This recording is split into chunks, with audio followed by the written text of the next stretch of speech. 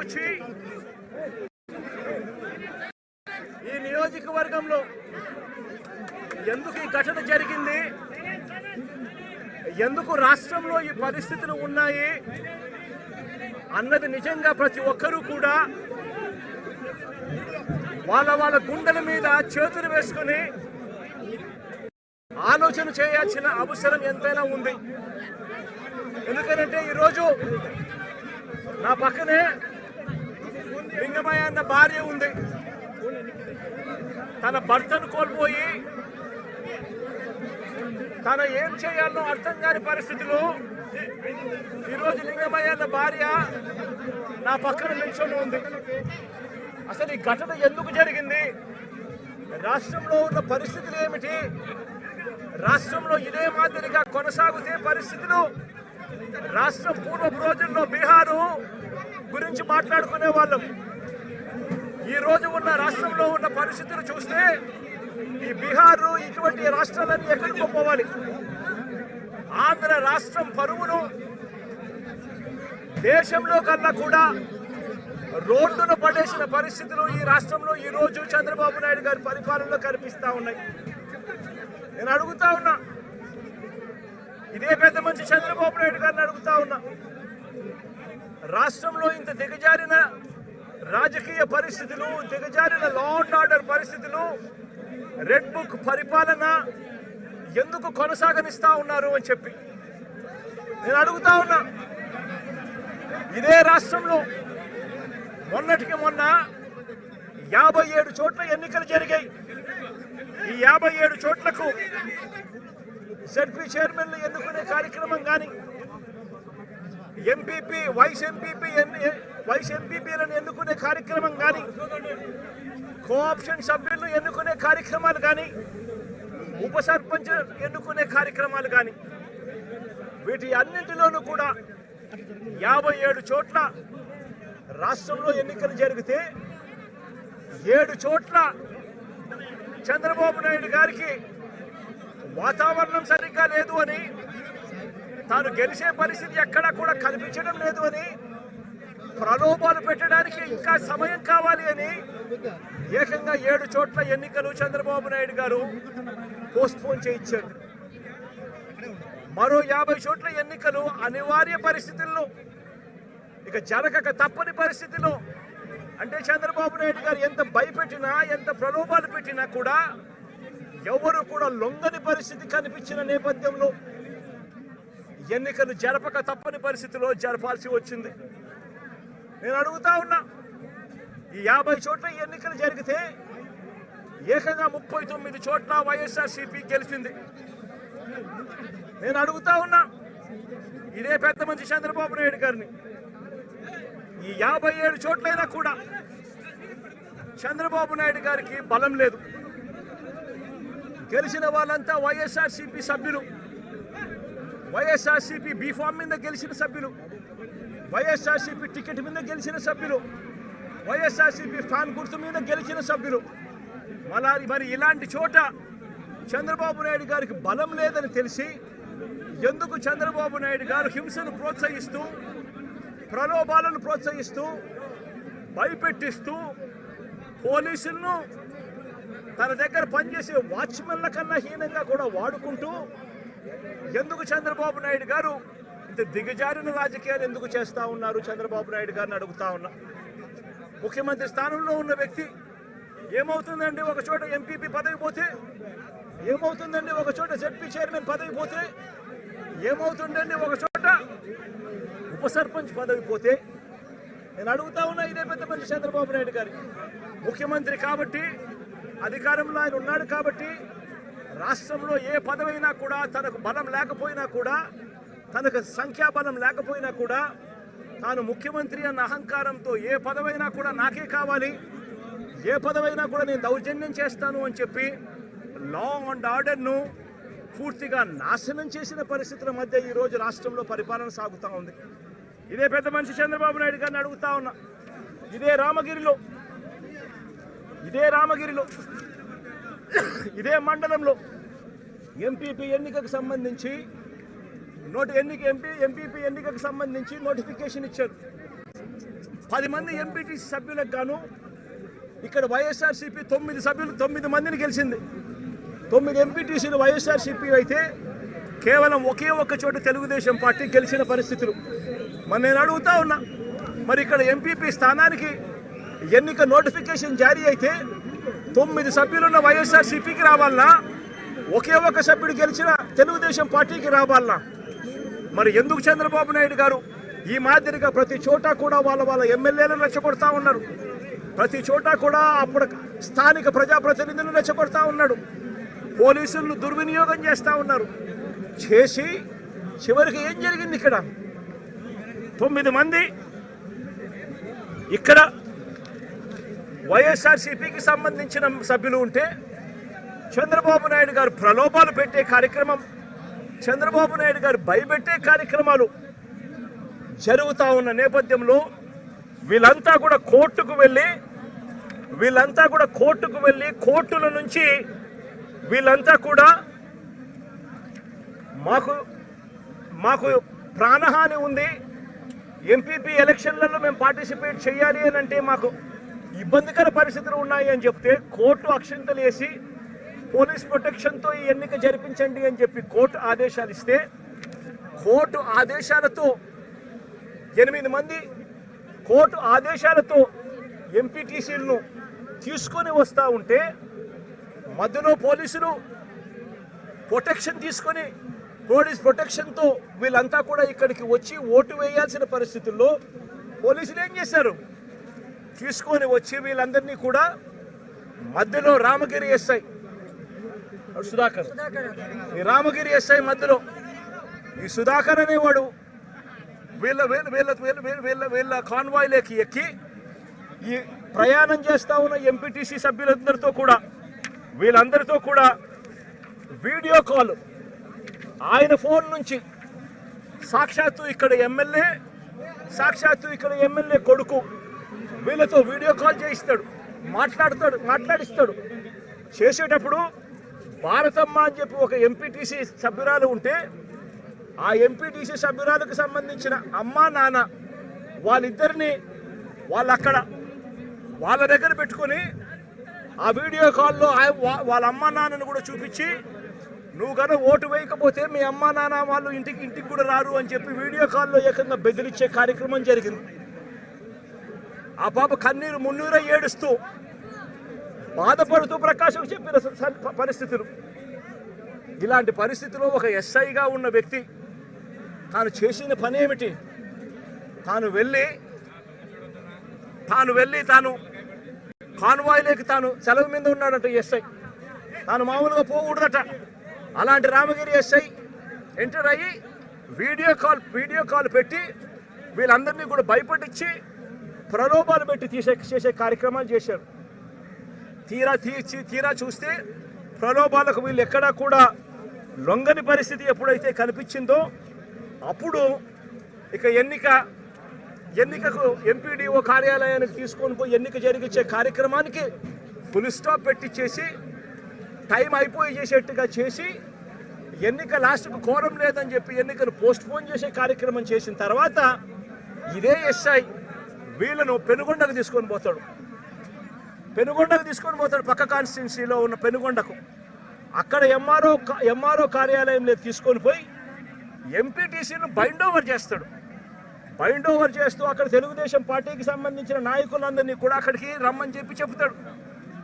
అదే సమయంలో అక్కడికి వెళ్ళి ప్రకాష్, మా ఉషమ్మ వీళ్ళిద్దరూ పెనుగొండ నియోజకవర్గంలో ఏం జరుగుతూ ఉంది అని చెప్పి వీళ్ళిద్దరూ అక్కడికి వెళ్ళి మా పార్టీకి సంబంధించిన అంటే ఈయన తనకు సంబంధించిన ఎంపీటీసీలు, మా పార్టీకి సంబంధించిన ఎంపీటీసీలు మీరు నిర్బంధిస్తే ఆ ఎంపీటీసీలకు మద్దతుగా వీళ్ళు అక్కడికి వెళ్ళి ఆ ఎంపీటీసీలను వీళ్ళు తీసుకొచ్చుకునే కార్యక్రమాలు చేస్తే వీళ్ళిద్దరి మీద కేసులు.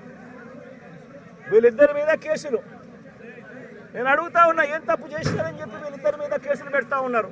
వీళ్ళేమైనా తెలుగుదేశం పార్టీకి సంబంధించిన ఎంపీటీసీలను ఏమన్నా తీసుకొస్తే కార్యక్రమానికి చేస్తున్నారా?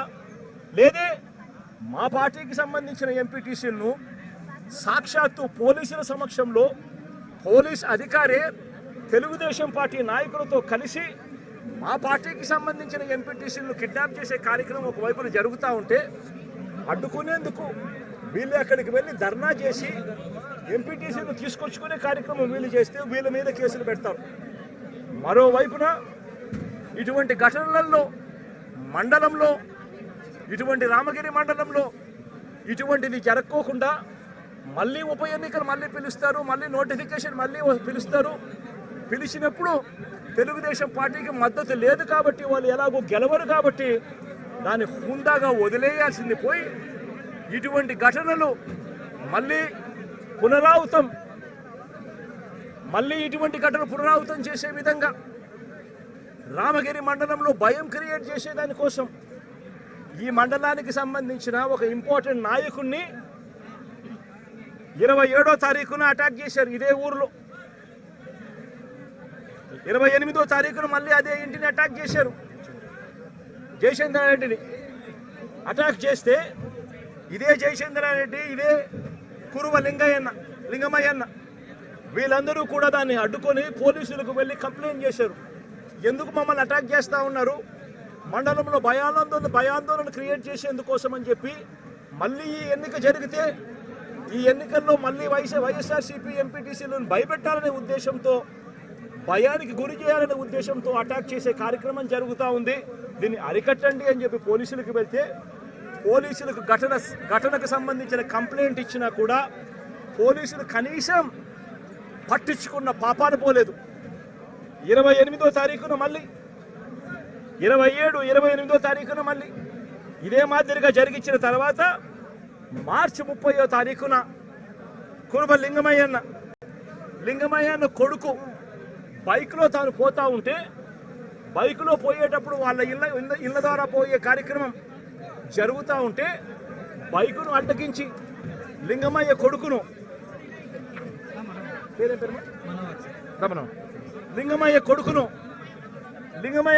అటాక్ చేస్తారు. అటాక్ చేస్తే లింగమయ్య కొడుకు మనోహర్ అటాక్ చేస్తే ఫోన్లో నాన్న నన్ను కొడతా ఉన్నారు, నన్ను అటాక్ చేసినారు, నన్ను కొడతా ఉన్నారు అని చెప్పి వాళ్ళ నాన్నతో తను మాట్లాడితే, నువ్వు ఫోన్ చేసి మళ్ళీ మీ నాయనకు చెప్తావా అని చెప్పి మళ్ళా వీళ్ళింటికి ఇక్కడ నుంచి 20 మంది బేస్బాల్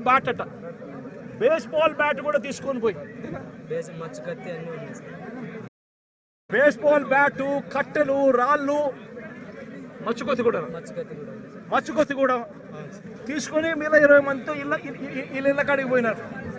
ఇంటికాడికి పోయి లింగమయ్యన్నను బేస్బాల్ కట్టెతో నెత్తి మీద కొడితే బేస్బాల్ కట్ట విరిగి ఏకంగా ఆ మనిషి చనిపోవడం జరిగింది. నేను అడుగుతా ఉన్నా ఇదే రకమైన పాలనకు సంబంధించి నేను క్వశ్చన్స్ అడుగుతా ఉన్నా.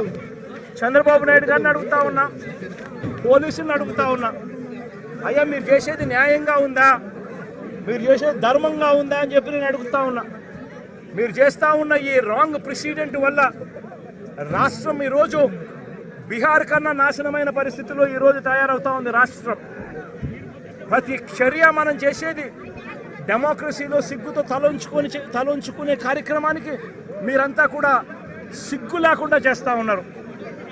ఇదే లింగమైన అడుగుతా ఉన్నా, వీళ్ళల్లో కొట్టిన పోలీసులు కేసులు పెడతా ఉన్నారు.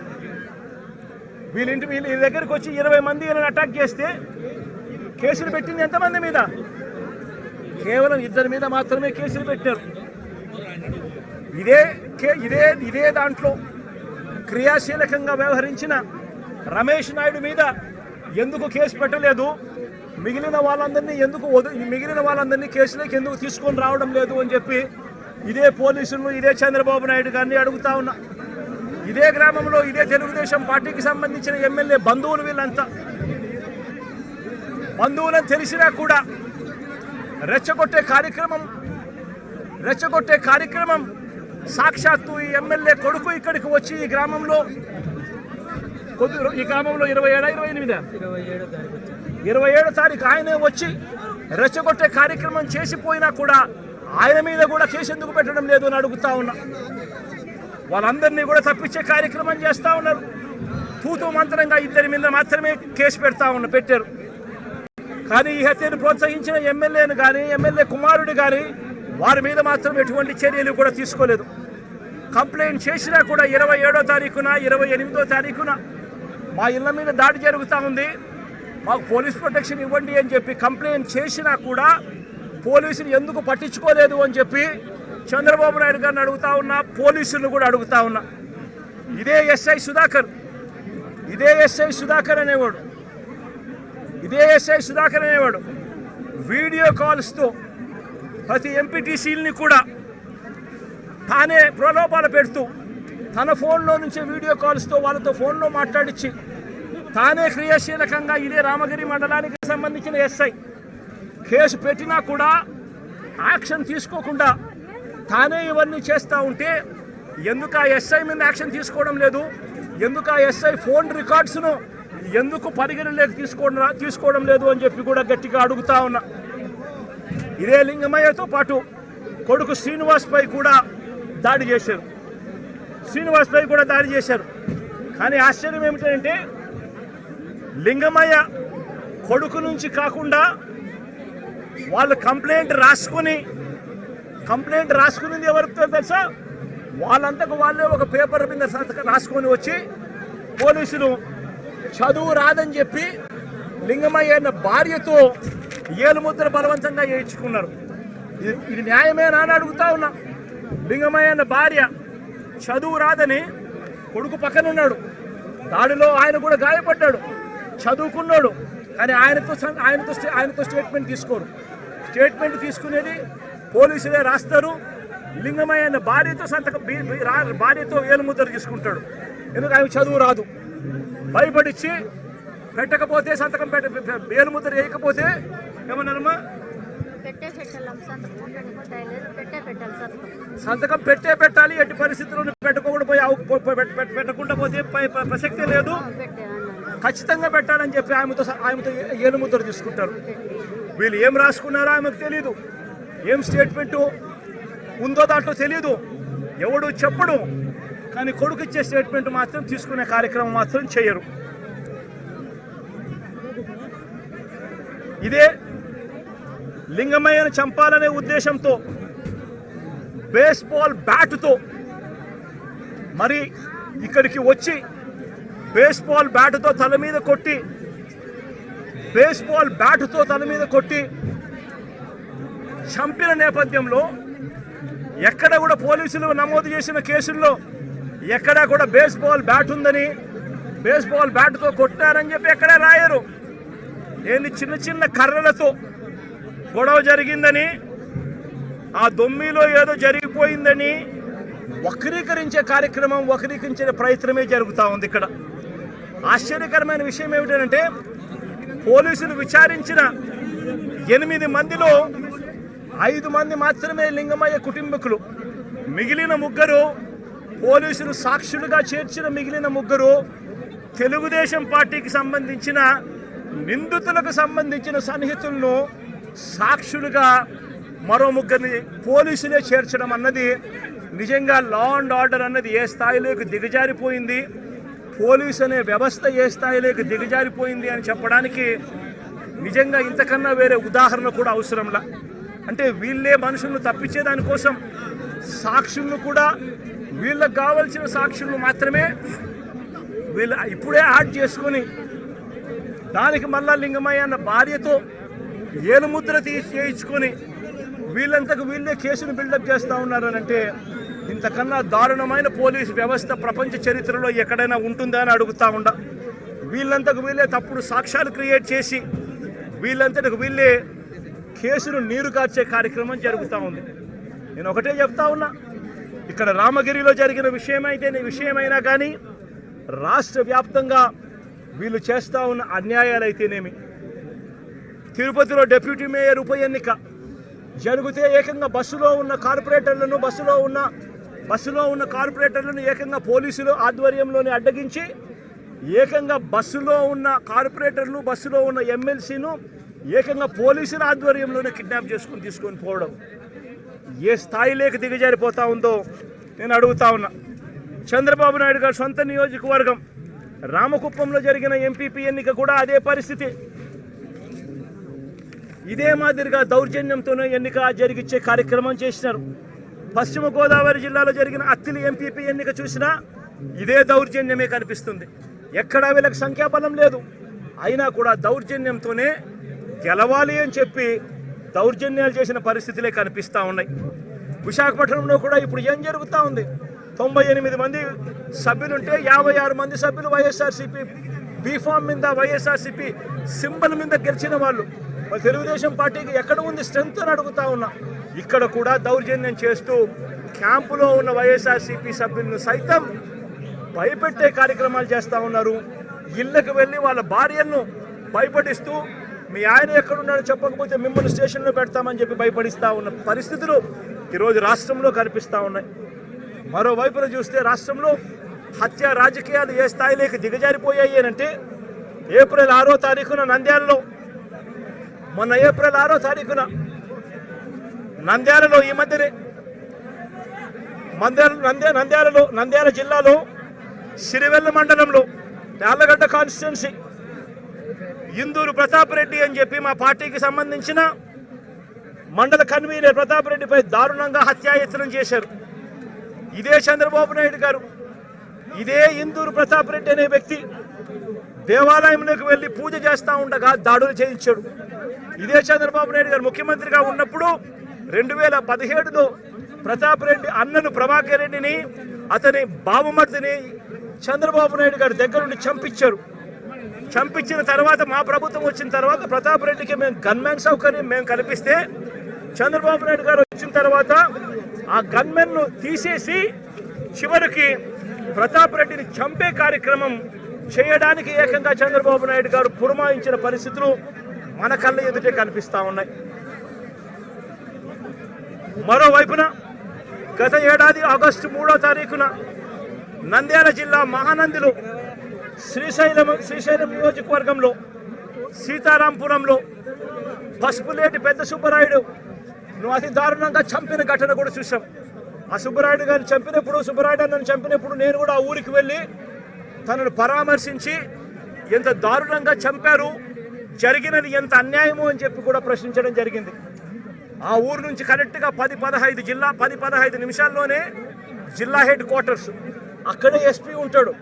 అయినా దగ్గరుండి హత్య చేయించడం జరిగింది అదే గ్రామంలో. వైఎస్ఆర్సీపీకి సంబంధించిన బీసీ నాయకుడు సుబ్బరాయుడును చంపించే కార్యక్రమం.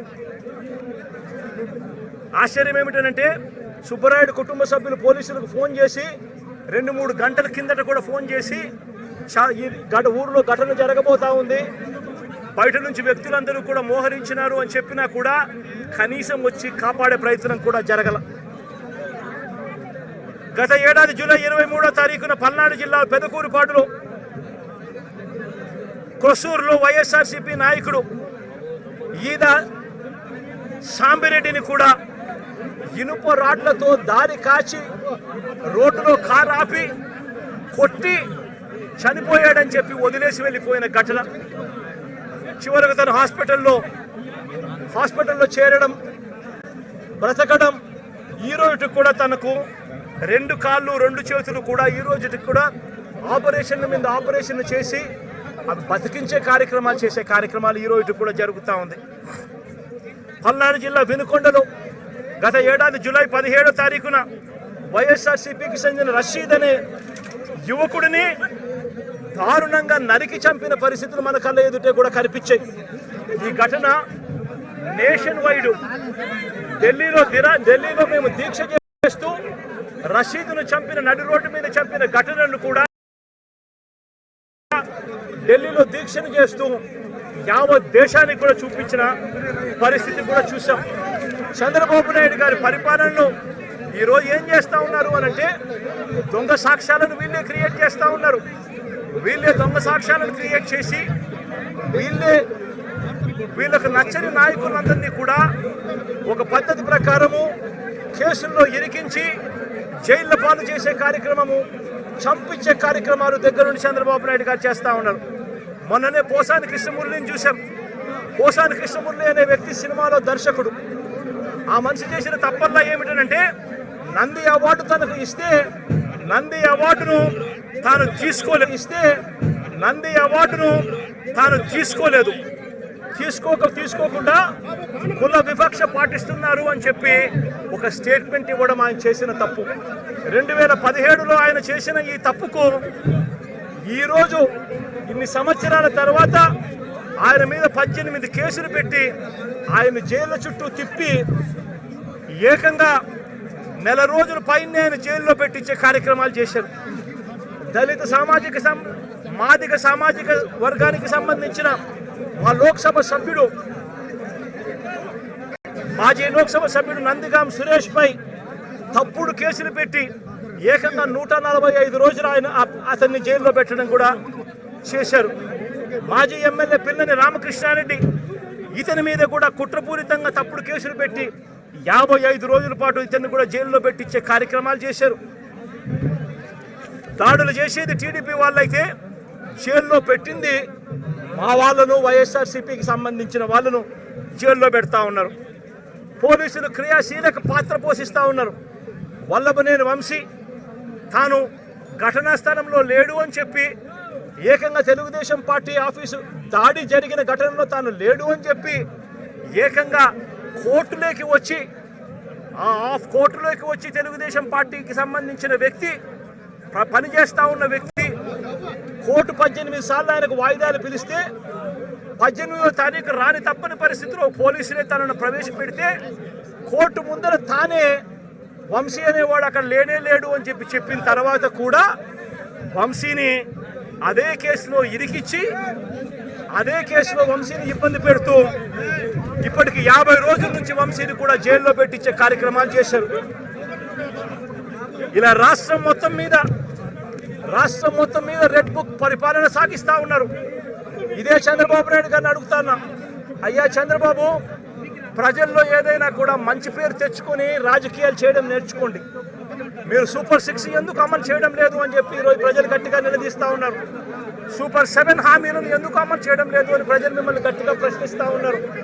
ఇలాంటి ప్రశ్నించే సమయంలో ప్రజల గొంతు వినపడకూడదు అని చెప్పి రాష్ట్ర వ్యాప్తంగా రెడ్ బుక్ పాలన మీరు సాగిస్తూ వైఎస్ఆర్సీపీకి సంబంధించిన వాళ్ళు లేదా మీ సూపర్ 6ను మీ సూపర్ 7ను ఎందుకు అమలు చేయడం లేదు అని చెప్పి అడుగుతా ఉన్న ప్రజలను మీరు దయా దాక్షిణ్యం లేకుండా ఈ రకంగా ప్రతి చోట కూడా పోలీసులను ఉపయోగించుకుంటూ ఎమ్మెల్యేలందరినీ కూడా హింసను ప్రోత్సహించండి అని చెప్పి వాళ్ళందరినీ కూడా ఉసగొలుపుతూ రాష్ట్ర వ్యాప్తంగా కూడా మీరు చేస్తూ ఉన్న ఈ దౌర్జన్య కాండ త్వరలోనే ప్రజలు చూస్తూ ఉన్నారు, దేవుడు చూస్తూ ఉన్నాడు. ఖచ్చితంగా మీకు బుద్ధి చెప్పే పరిస్థితి త్వరలోనే వస్తుందని చెప్పి ఈ సందర్భంగా చంద్రబాబు నాయుడు గారికి గట్టిగా మందలిస్తూ చెప్తా ఉన్నా. అదే మాదిరిగా ఇంకొక విషయం కూడా చెప్తా ఉన్నా. ఇదే చంద్రబాబు నాయుడు గారికి చెప్తా ఉన్నా, ఇదే పోలీసులకు చెప్తా ఉన్నా. పోలీసులు ఎవరైతే చంద్రబాబు నాయుడు గారిని మెప్పు కోసం చంద్రబాబు నాయుడు గారి మెప్పు కోసం ఎవరైతే వాళ్ళ టోపీ మీద ఉన్న సింహాలకు సెల్యూట్ చేయకుండా చంద్రబాబు నాయుడు గారికి వాచ్మెన్ల కింద పనిచేస్తా ఉన్న ఆ ప్రతి పోలీస్ అధికారికి చెప్తా ఉన్నా, ఎల్లకాలం చంద్రబాబు నాయుడు గారి పరిపాలన సాగదు. చంద్రబాబు నాయుడు గారి పరిపాలన త్వరలోనే వస్తుంది. ప్రతి పోలీస్ అధికారికి కూడా చెప్తా ఉన్నా, మీ బట్టలు తీస్తామని చెప్పి ప్రతి పోలీస్ అధికారికి మీ యూనిఫామ్ తీస్తాం, శబ్దం నిలబెడతాం, దోషులుగా మిమ్మల్ని నిలబెట్టి మీ యూనిఫామ్ తీయించి మీకు ఉద్యోగాలు లేకుండా చేస్తామని కూడా ఈ సందర్భంగా ఇప్పటికైనా చెప్తా ఉన్నా. ప్రతి పోలీస్ అధికారిలో కూడా మార్పు తెచ్చుకోండి. ఎల్లకాలం ఇదే పరిపాలన సాగదు. మీరు చేసిన ప్రతి పనికి కూడా వడ్డీతో సహా లెక్కేసి మిమ్మల్ని దోషులుగా నిలబెట్టి మీతో కక్కిచ్చే కార్యక్రమం ఖచ్చితంగా చేస్తామని చెప్పి కూడా ఈ సందర్భంగా ప్రతి పోలీస్ అధికారికి కూడా చెప్తా ఉన్నాం.